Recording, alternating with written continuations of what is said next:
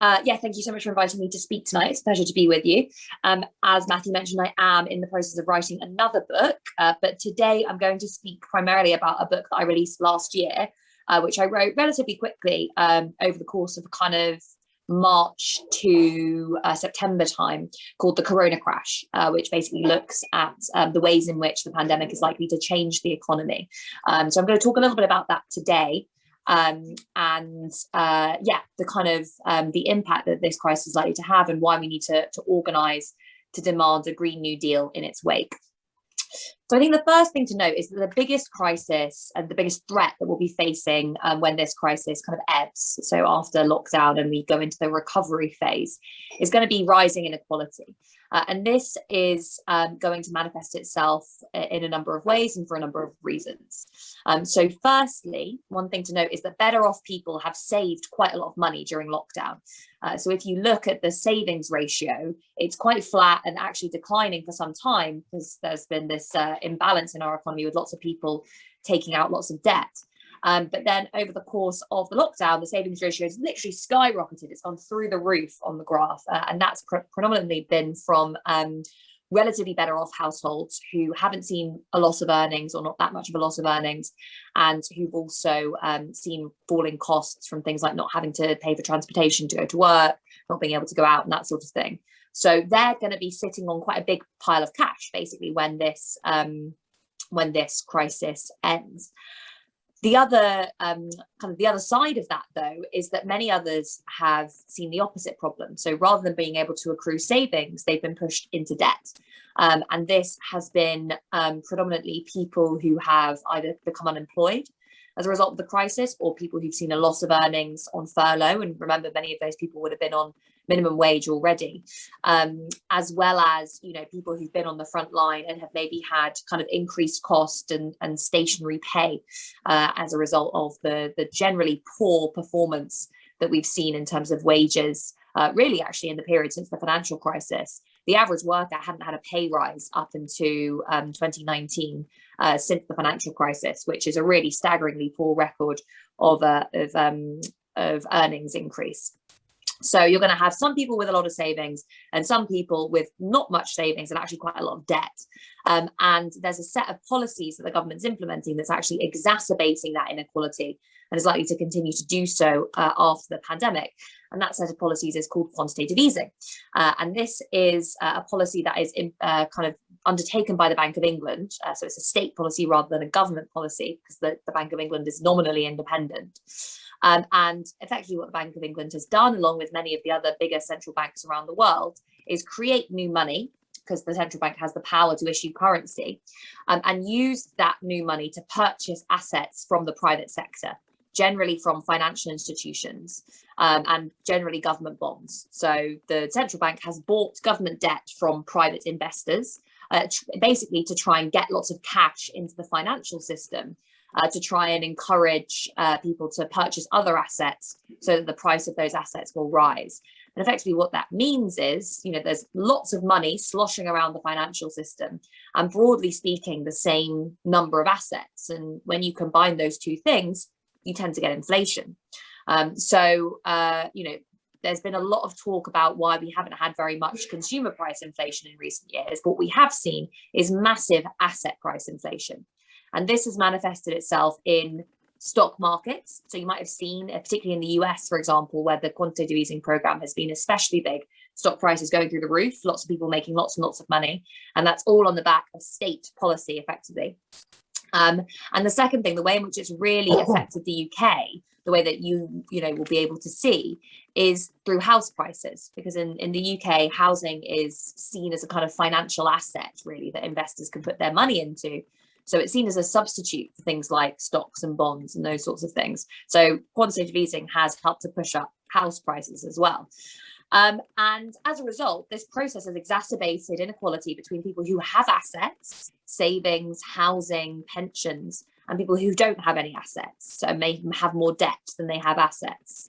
And it's going to continue to do that as we move out of the pandemic. The government's going to carry on. The Bank of England is likely to carry on with this set of policies, and that's going to increase asset prices, which will increase the wealth of those who have wealth, and not really do very much for those on low incomes, and especially not do very much for those who have debts. Now, usually what we see when interest rates fall is that the cost of borrowing falls for everyone across the spectrum. But actually, because we have such an uncompetitive financial system in the UK, lots of people who have relatively high amounts of debt will not be seeing much of a benefit from falling interest rates. They'll still be paying very, very high interest rates, sometimes kind of usurious interest rates from things like payday lenders. So that saving often isn't passed on to them. And you can see the ways in which those areas of policy are exacerbating that wealth inequality that's already really significant in this country. The wealth inequality gap is very, very significant already, especially for things like financial assets, but increasingly for things like housing as well. And that's kind of the broad context in which inequality is going to be kind of worsening in the wake of the pandemic. But there's also lots of other elements to this. So firstly, the pandemic has affected different races and genders in different ways. That's both in terms of the actual impact of the illness, but also in terms of the economic impact.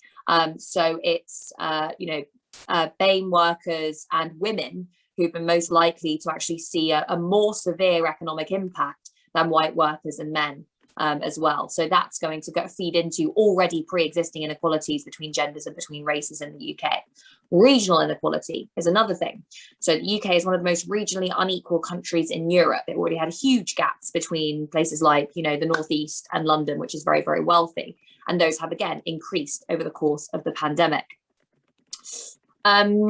There are a number of reasons to be concerned that these inequalities aren't just going to disappear as we move from the crisis to the recovery. The first reason is that that pot of savings that the relatively wealthy have accumulated could set off increased inflation in consumer goods. So what we may see is wealthy people going out and spending lots and lots and lots of money, that driving a kind of a mini consumer boom. But those on lower incomes who haven't been able to save will be left out of that, and they'll just see rising prices. So rising prices for basic necessities. And again, that's going to potentially exacerbate inequality between these two groups. We've also seen over the course of the pandemic, and we tend to see this during pandemics, that the layoffs that have been undertaken by many companies may become permanent, because companies will use this period of time when it's very cheap for them to borrow to replace workers with machines. So we'll see an increase in automation.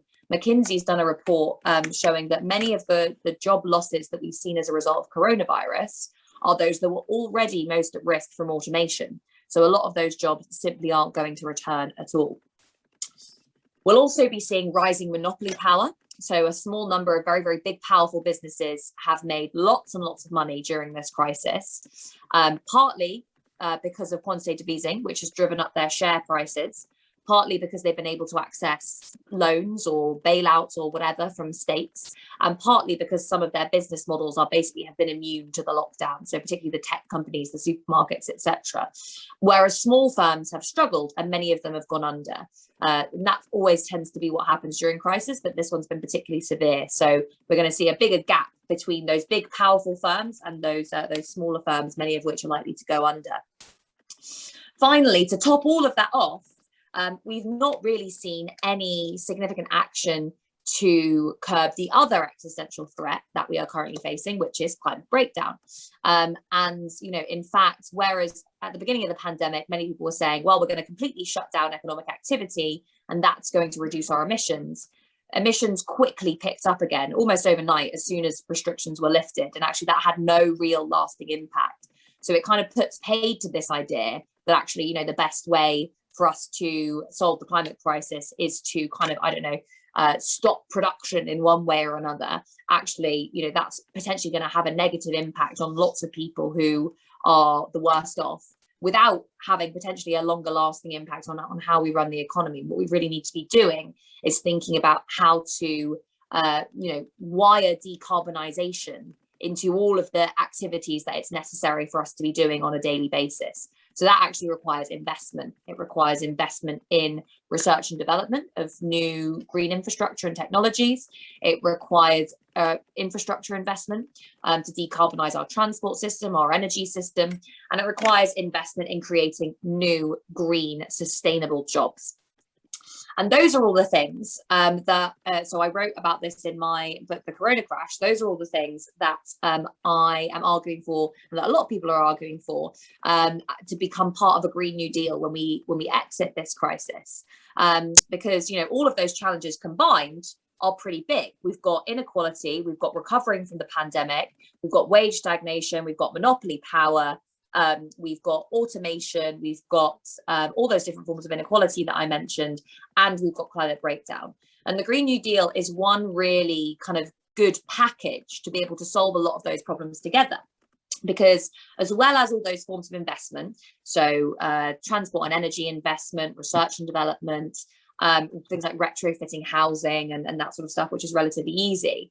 The Green New Deal, for me and for a lot of people, involves an investment in creating good, well-paid, unionised, secure jobs, and jobs that are sustainable and that don't involve, you know, increasing carbon emissions. And actually, interestingly enough, some of the greenest jobs in the economy are in health and care. So there's a really strong argument in terms of reducing gender inequality, in terms of creating good jobs, in terms of decarbonising the economy, and creating jobs that are not at risk from automation, to invest in the care sector as part of the Green New Deal. So to pay care workers more, maybe to have a socialised national care service, and to do the same for the health sector as well, perhaps to absorb some of those job losses in other sectors. And alongside that, there's lots of other jobs in, you know, tech, research and development, as I've mentioned, kind of all those kind of bigger, the usual places that you would expect a Green New Deal to create jobs. But those kind of health and care sectors are going to be really, really important as we obviously try and decarbonise, but also as we move towards a world in which automation becomes more prevalent, and in which we're seeing much greater levels of demographic aging. And this is another thing that we're seeing at the moment, is just that you know, the ratio of older people to working people is falling, and we're actually set to see the peak of the world's population by around 2060. So, you know, we need to be making sure we're investing in sustainable ways of caring for our elderly populations, while in a way that creates jobs and doesn't increase inequality. So care is something that we really should be thinking about. The problem that we're obviously seeing at the moment is that we have a Conservative Party government that is you know, rhetorically committed to dealing with some of these issues, but which really fundamentally lacks anything in terms of substance. So when the Conservatives have spoken about, you know, things like green industrial strategy, the money that they put behind it has been pitiful, and it's been accompanied by things that could actually make climate breakdown worse. Things like, you know, lots of investment in roads and in traditional forms of not particularly green transport, rather than thinking, right, how do we invest in a green, sustainable public transport system, which is really critical to tackling climate breakdown. Yeah,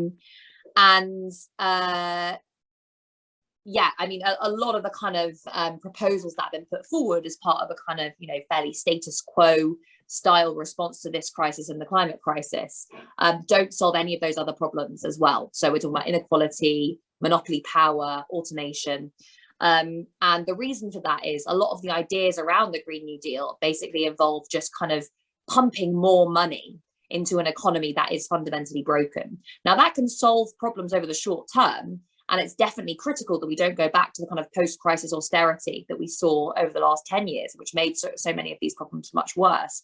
But without real fundamental structural change, so changes as to who owns all the assets, then these forms of inequality are just going to carry on increasing.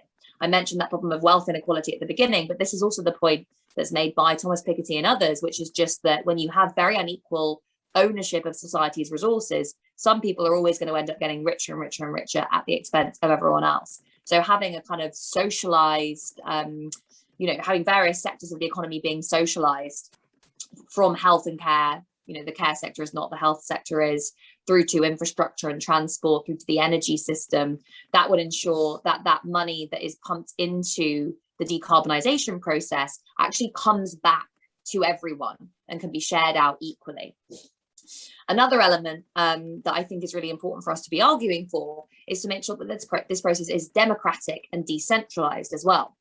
Because it would be very easy, even for the Conservative Party, just to say, right, we're doing X, Y, and Z bits of infrastructure investment. You're going to get this, you're going to get this. And lo and behold, all the money ends up going to Conservative seats and isn't used very well. It's basically just a kind of payout to keep these seats quiet. And that's actually what we saw during the budget. So making sure that this process is democratic.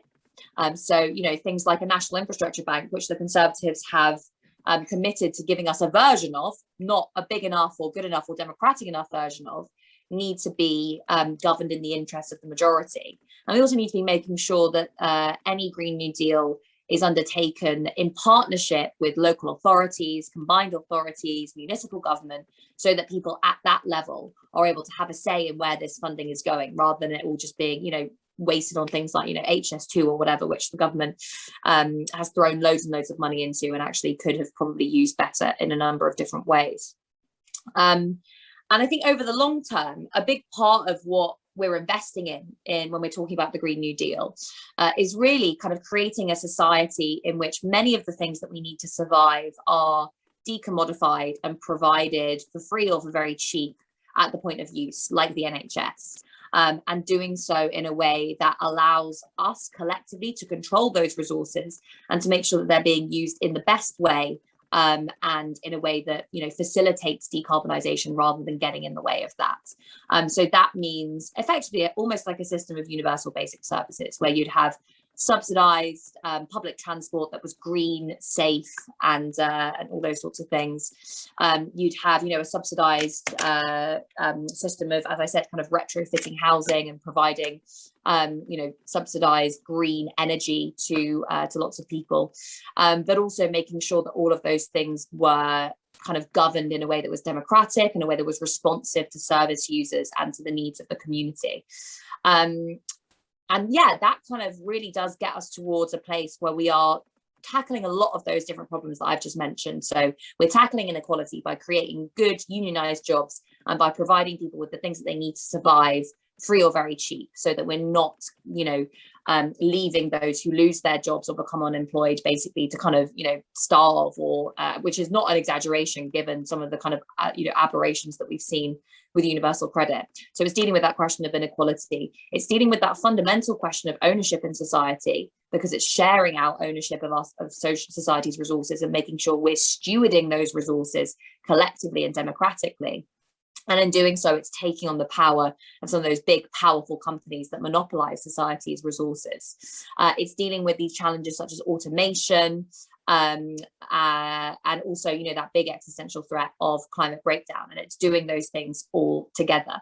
So I will stop there, because I think I've probably been going on for long enough now. And I think the next thing on the agenda is just to open up to discuss some of the things that I've mentioned and come up with questions.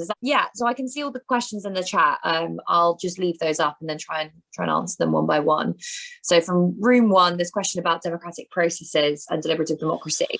I think this is a really, really important question. And it's actually, I think, central to the way we need to understand the reforms that we need in our economy, as well as other kind of political reforms. Just because, very few people have a real sense of ownership and empowerment in most of the decisions that affect their lives. And that could be decisions within their communities, within the workplace, or at the level of the nation state. And I really think that it's those three areas that we need to start thinking about how we can try and democratize. So democratizing the state, democratizing our public services and our community services, and also the economy and our workplaces. So in terms of the state, there are a number of different things that we need to do very quickly to kind of get rid of the most obvious, very anti-democratic elements of our system. The first is obviously getting rid of the House of Lords, which is still got lots of hereditary peers in it and is, fundamentally anti-democratic.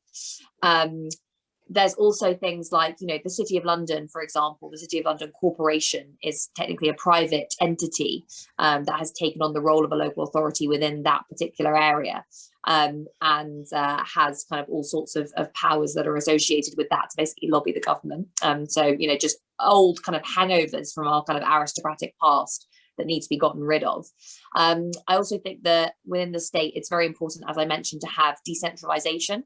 So to empower local government, to empower municipal governments, to kind of give more powers to the combined authorities that were created, and to try and extend that model of governance at the city region level to other parts of the country.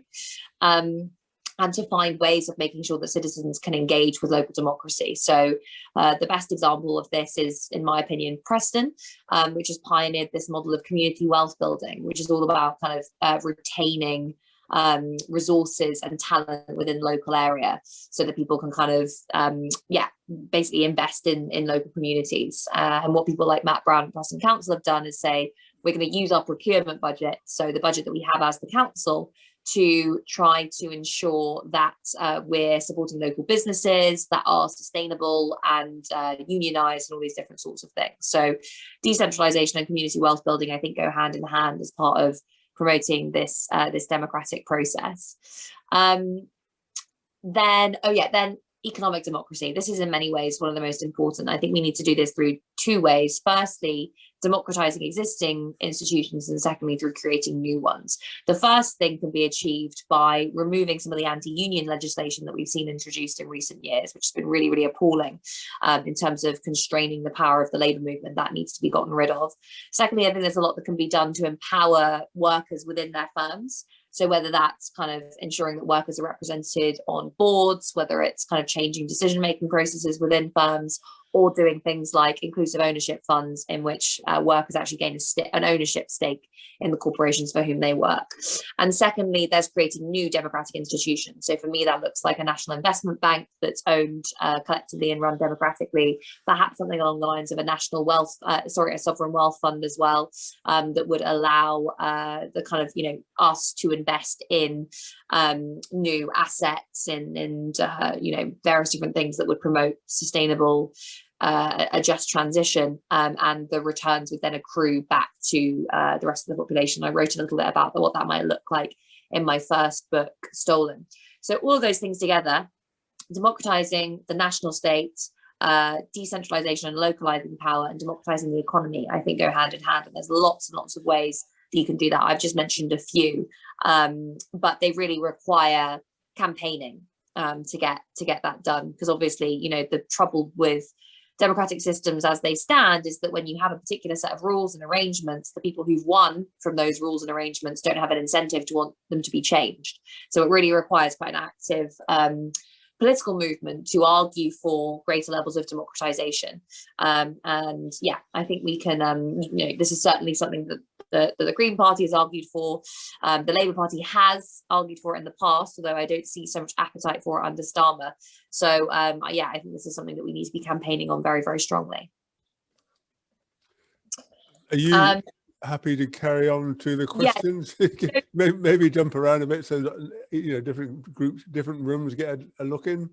Yeah, I'll go through. I don't know, some people haven't put which room they're from. Yeah. So I'll just go through as there's quite a lot, actually. So I'm going to try and answer these relatively quickly so that we can get through them all.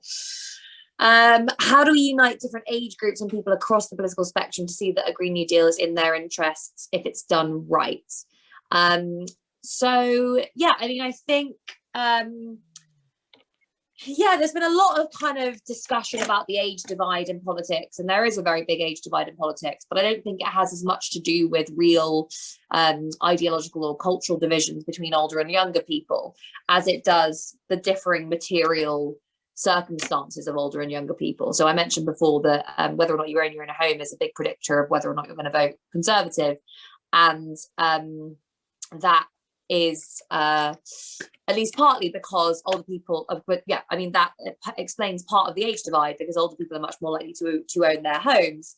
And the reason for that is they were much more likely to benefit from the policies that were introduced before the financial crisis to expand home ownership in the context of quite significant increases in house prices that were obviously driven by that bubble that was completely unsustainable. Whereas young people, since the financial crisis, haven't been able to access many of those schemes, and therefore we've seen home ownership decline basically from a peak of around 70% before the financial crisis, and it's still falling as well. So that question of the material difference between older and younger voters is, I think, probably the most important thing. There's also the fact that, you know, young people are in work. They are the ones that have been at the sharp end of both the financial crisis and this crisis. They've not seen a pay rise in many, many years. Many of them were working in insecure jobs with kind of insecure contracts. They are less likely to be represented by unions. And yeah, I mean, you know, they're also the most likely to be laid off during an economic crisis and to face a long-term impact on their earnings as a result of that. So for all those reasons, I think young people are generally more in favor of kind of radical economic transformation, but that doesn't mean that older people aren't. It just means that older people are more likely to be wealthy because they've accrued that wealth, they've been able to accrue that wealth, and wealthy older people obviously have less of an incentive to want a fundamental change in the status quo.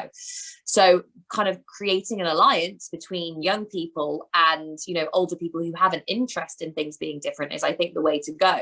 And I think that involves, you know, appealing to people who are basically being kind of screwed over by the way that the economy works today, and saying, you know, you are working very, very long hours for low pay, only to, you know, be pushed from one crisis to the next, be drowning in debt, experience these high levels of inequality, and the government isn't doing anything to kind of curb the impact of climate breakdown. So I think there is the potential to kind of build a coalition on that basis, rather than purely just thinking about age as this like definite thing that we can't overcome, because I don't think that's necessarily true. Wonder about Grace's opinion on Brexit. Exports have declined, which means less to invest, but might have more flexibility. What do you think now? To be honest, I think it's going to be very difficult for us to be able to ascertain the impact of Brexit, because it's coming alongside this other massive crisis that we're seeing in the context of the pandemic. You know, leaving the EU would maybe, according to some estimates, have taken like a couple of percentage points off growth over the long term.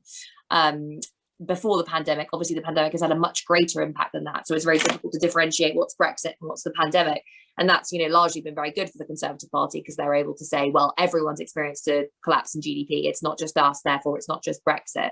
Over the longer term, I mean, it's really going to depend on what kind of arrangements the UK is able to make with other countries around the world. We're seeing, not just because of Brexit, but because of a lot of different reasons, a transformation in the way that the international trade system is working, largely driven by kind of disagreements between the US as part of NAFTA and the EU and China. So I think the international trade system is going to be, you know, really turned upside down over the coming years. And, you know, the pandemic is going to feed into that as well. So it's all going to really depend on where Britain finds itself in that context. Those on the right want to kind of make the UK like a tax haven off the coast of Europe, basically. And if they get their way, we'll have this kind of Singapore-on-Thames model, which will be pretty appalling for most people in the country. So it's really up to us to make sure that we are, you know, making good trade deals that prioritize, you know, sustainability, and are, you know, not imposing kind of unfair conditions on the rest of the planet, which is what a lot of trade deals do at the moment. Unions and strikes have been effective. Unions and strikes have been effective in the past. What about rent strikes? Completely agree. Rent strikes are really, really important. And I would really encourage people who are in rented housing to join a renters union like Acorn or the London Renters Union, because they've been really, really good at organising direct actions against landlords in the UK. And there's a similar model in the US as well. So yeah, I think that's definitely really important. It's going to be another really important avenue of organising in the coming years. And I broadly think actually that we're going to see kind of a flourishing of different movements in the period after the pandemic. People have been kind of locked in and watching all these problems emerge in society. They're going to want to get out there and do something about it afterwards. And I think rent strikes will be one of the really important dividing lines, because obviously lots of people have been protected to some extent by the evictions ban, but that's obviously ended, and, you know, is going to create significant hardship for people as we move out of the pandemic, especially in the context of high unemployment and the terrible state of social housing in this country. So definitely join a renters union. How many more do we have? Oh, goodness me. Right. I'm not going to, okay. I think Eva's next question is very interesting, because it harks back to Beth's previous presentation. It's about how does the Green New Deal fit with what we've heard about degrowth being essential? Right, okay, yeah, I will go through all of this, and I'm going to try and answer these really quick because there's loads of questions here, so I don't want us to go over time. How does the Green New Deal fit with what we've heard about degrowth being so essential? So, I mean, I think there's lots of kind of talk about degrowth, but not many people actually say what they mean when they say degrowth. And I don't think it's a particularly attractive term for lots of people who assume that when you say the economy is going to stop growing, that means I'm going to continue to not be earning very much money. So the idea that, you know, the costs of a transition are going to be unequally distributed is not particularly attractive to most people, as we saw with, for example, the LFS protests in France, which was an attempt to kind of push back against this idea of a carbon tax. So anyone who's talking about degrowth, I think has to be very, very clear about what they mean. And personally, you know, even if we are saying we need to stop endless growth for the sake of kind of endless accumulation, which I completely agree with, I don't think the terminology is particularly effective as a communication strategy, because most people are going to hear degrowth and they're going to hear degrowth for me, which means my living standards aren't going to grow. So, yeah, I mean, I think, you know, I'm broadly in favor with the idea that, you know, we need to basically stop focusing on GDP as a metric. It's completely broken. It counts things we don't want to count and doesn't count things we do want to count. But the metrics that we're using, I think we need to be very clear about. We need to be saying we want higher incomes for most people. We want investment in, you know, good, sustainable jobs. We want kind of, you know, to make the UK a leader in green technology, all these different sorts of things, rather than just saying we want things to just stop as they are now, because for most people, they expect their lives to get better. They want their lives to get better. And so if you close off that idea of growth without opening out another avenue, then, you know, you're not really building a kind of majoritarian coalition, which is really what we need for the Green New Deal to be successful. Suggesting the disclosure rule of Parliament was to pilot. Oh, I don't think that's a question. Room 5, what are the economic arguments for increasing income tax, positive economic benefits aside from raising money? How can we shake up the tax system to solve these problems? I think there's definitely a case for raising income tax on those at the top of the income spectrum, and for making, potentially, you know, introducing new categories for the very, very wealthy. Although the real issue here is tax avoidance and evasion, as we've seen with corporation tax. The Tories tried to raise corporation tax, or they said they're going to raise corporation tax. Ultimately, it's not going to affect that many businesses because a lot of them are able to avoid and evade tax. The same can be said of very, very wealthy people. Ultimately, I think we need a wealth tax to deal with those issues around wealth inequality that I mentioned at the beginning. But again, that has to come with a significant clampdown on avoidance and evasion. It really means investing in our capacity to tackle avoidance and evasion, rather than, you know, having a system basically in which the big consultancy firms and accountancy firms are able to make huge amounts of money from advising people on how to avoid and evade tax, and the government doesn't really stop them, and in fact creates loopholes in the tax system that allow them to do so more easily. So I think that is the biggest thing that we need to do, because if, you know, those at the very top of society paid all the tax they were supposed to pay, we would be actually living in a much fairer society. So that's, I think, step one. And then I think, you know, having a wealth tax and potentially a higher top level income tax would definitely be good for inequality. Our group was also keen on unions and protests, mostly questioning how we persuade the people that benefit so much from our unequal society that an equal society will also benefit them. Yeah, I mean, I think it's a good question. And often, you know, the best way that people realize, I think a lot of people realize that society needs to change. You know, if you look at polling data, it's something like 97% of people think that we need a fundamental transformation in the way the economy works. IPPR did some polling on that a while ago. But the issue is that most people don't really know how to get from here to there. And they often think that, you know, change isn't really possible. That's probably the biggest barrier, I think, getting in the way of change, is people's belief that, you know, things couldn't really be any different. We have to accept things for the way they are. And often I think actually engaging in social movements can help people to get a sense of their own power and allow them to kind of realize that things can be different and it is possible to organize society in a different way. So I think that, it's, you know, obviously that question emerged in the context of talking about unions and protests. I do think that like direct action and other forms of organizing are really critical to kind of allowing us to politically educate people about what is going to be possible in terms of changing things. Okay, if a radical government begins to enact a Green New Deal, how would it best prevent capital flights? Would this be necessary if we were to use modern monetary theory? Modern monetary theory isn't really a set of policies. It's a theory about how money in the financial system works. Some of it's right, some of it is novel, some of it isn't novel. So, you know, the idea is that there is no hard limit on the amount a government can borrow, which is true.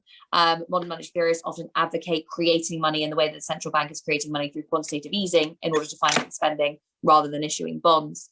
And that is one way of doing it. You know, the real issue is inflation. So whether you're borrowing money from the bond market or whether you're creating money, the constraint is not, you know, X% of GDP in terms of your debt. It's actually what impact that's going to have on inflation, how many resources there are in society that money is going to actually be able to put to use. So it doesn't really make a difference, I would say, other than perhaps in political terms, when you're choosing between those two forms of financing. And the issue, again, there's no real constraint on the amount we can borrow. It's just a question of making sure that it's put to good use and that we don't create more money than we have resources to mobilize. In terms of preventing capital flight, capital controls, but also the socialization of ownership in society is really important, because private corporations are the ones that can say, right, we're going to up and leave if you don't do X and Y and Z. So having kind of socialized ownership obviously is one good way of preventing capital flight. How is shareholder, okay, there's a question there about sustainable growth, but I think I kind of already answered that with the degrowth question. In terms of measuring a healthy economy, yeah, that's obviously a question about moving away from GDP, which I think I've already spoken about a little bit. What your opinion on metrics of natural capital? Yeah, I'm not really a fan of this approach. It basically involves kind of ascribing monetary values to various different natural resources so that we take them seriously. But often when we found attempts to kind of cure climate change through market-based measures such as emissions trading schemes, it hasn't worked very well. You know, I think we need kind of collective social action to really get to the root of this issue. How is shareholder primacy being challenged? What do you think of movements such as B Corps? Yeah, I think B Corps and social enterprises are interesting and good, although obviously they generally remain small and they aren't going to change the structure of society until we have a movement that's able to kind of change the structure of ownership. And I talk a lot about how we might do that. It's a bit complicated, but I talk a lot about how we might challenge shareholder primacy in my book, Stolen. So if you're interested in that, I would recommend reading that one. Maybe you can just tell people what B Corps is, because I didn't know until I was in that.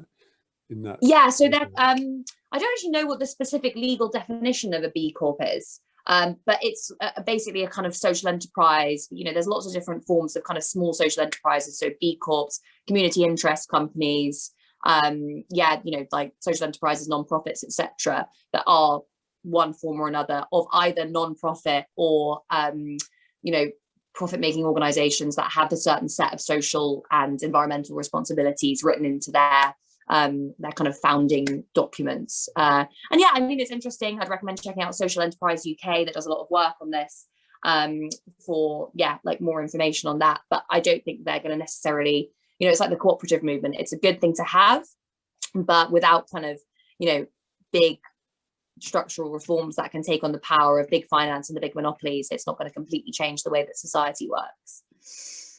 Okay, so Philip put a link up for our High-Low, which is a chat discussion group, and you mentioned a couple of books here. Please feel free to post a link of your books in the chat, and we can have a discussion about that as well. So yeah,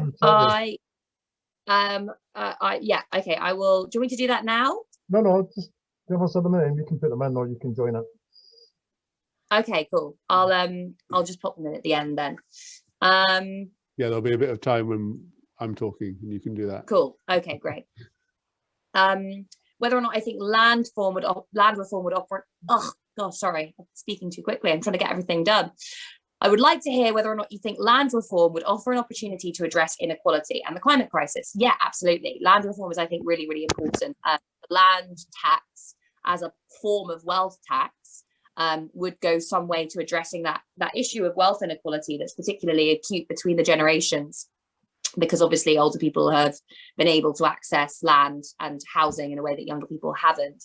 So a land value tax would go some way to alleviating that inequality and making sure that those who basically just been able to kind of sit on a property for many, many, many years and watch it go up in value whilst young people can't get on the property ladder, aren't just, being able to kind of suck money out of society, which has often been the case, and it indeed is the case. That's kind of an example of rentierism. There's a couple of good books on that as well that I can put in the chat if people are interested in hearing more about it. Josh Ryan Collins' book, Why You Can't Afford a Home, small, meaning a lot of these issues, land reform and land taxation. How will we resist the co-option of the climate emergency by neoliberals who just want to slap green taxes on things which can make inequality worse? Great question. I think this is really, really important. So yeah, I mean, the idea of like a carbon footprint, for example, was something that was really pushed by the oil companies who've known about climate breakdown since about the 60s, basically because they think it's much better for them if they put responsibility for climate breakdown onto individuals, rather than saying actually it's about an economy which is premised upon massive scale fossil fuel extraction for profits, which, through which investors rake in billions and billions of pounds every year. Whereas if you just say, well, if you, plant a tree every time you get on a plane, that's what's going to solve the climate emergency, it means the big fossil fuel companies are less likely to get taxed, or in fact have their subsidies withdrawn, because we still subsidize fossil fuel companies as well, which is pretty appalling. And it's the same thing really with carbon taxing, emissions trading schemes. They're all, very pushed by some of the biggest polluters because they know that regulation is coming down the road, and they think, well, this is the least bad thing that's going to impact our profits the least. Actually, a lot of companies made huge amounts of money from the European emissions trading scheme, basically because of the way the regulation was put together. It was subject to a huge amount of corporate lobbying, which meant that the pricing was completely wrong. So, I think that if we're going to really tackle climate breakdown, we need to take on the power of these big fossil fuel companies and, big monopolistic firms and financial institutions that lend to them as well. And that doesn't just mean kind of market-based solutions to these challenges. It means actually, really properly regulating them, taxing them, and ultimately replacing them with socialized forms of energy that make sure that we all are able to afford our energy and that we all benefit from its production and distribution. So I think, that element of socialization and democratization that I've talked about as part of the Green New Deal is, I think, the biggest threat to the power of the big fossil fuel companies.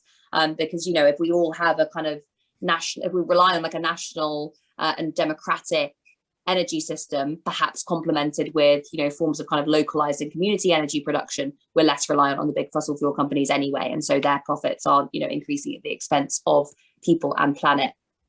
Grace, I think you've pretty much answered every question, and I think we need to bring it to an end very soon.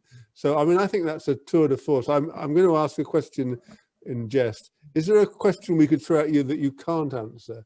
Like, oh yeah, look. We just throw everything at you, and you've got something to say about it also. I think my segue on that is that that's the kind of capacity we want to build amongst activists who are taking part in this. The ability to be abreast of the economic arguments and to take on the economic arguments used against us as well. And so I think, I think it's really great to be able to, that you've put out so much there, and you've pulled it all together for us. So thank you very much, Grace. And I'm sorry that we can't go on talking more. And that's generally the feeling I have about all these sessions. I mean, from all the chats and all the Harvest documents, we have collected so many interesting points and so many questions to ask and so many things to know more about, that we basically now have to work out what we do next.